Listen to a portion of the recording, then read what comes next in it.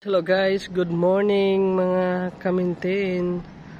So, thank you Lord sa blessings, thank you Lord sa kinabuhi na gihatag nimo karong adlaw. Happy Wednesday everyone. So, grabe na tibuok. Gabi gyud nag-ulan mga idol. So, karon pa jud binta-binta na lang sa mga idol kay nihunong ng ulan. So blessings ka po ng ulan mga idol. So ayan po. So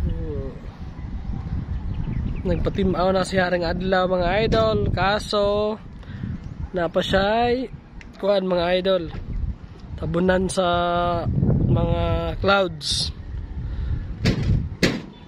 So ayan, ito po yung palibot mga idol.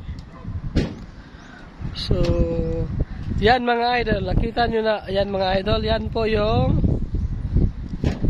bukid na yan mga idol. Yan po yung tawag doon, yung pinakataas kanina kwan sa tibuok Pilipinas, isa sa amin nakataas, so ang Mount Apo, yan o. Kaso dili ma-zoom mga idol. Yan po ang Mount Apo na makikita located sa Davao, Vigo City o Cotabato City. Yan po. So, ayan. So, Mount Apo guys. Kitang-kita guys oh. Kahit may pags yun sa baba. Tapos dito guys is ano lang to, bukid ng Mako, Davao de Oro, Mabini, Davao de Oro, Pantukan, Davao de Oro. Yan po dun, papunta na yung Mangmati City. Yan po. Yan dito sa kabila din po is Kabahayan na, sa Tagum City mga kabahayan. Din doon sa sentro ng Tagum City yung papuntang Butuan City.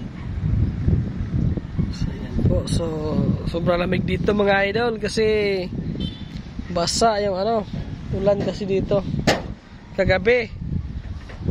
Yung pag-in ko lang mga idol kagabi is talaga lakas na ng ulan.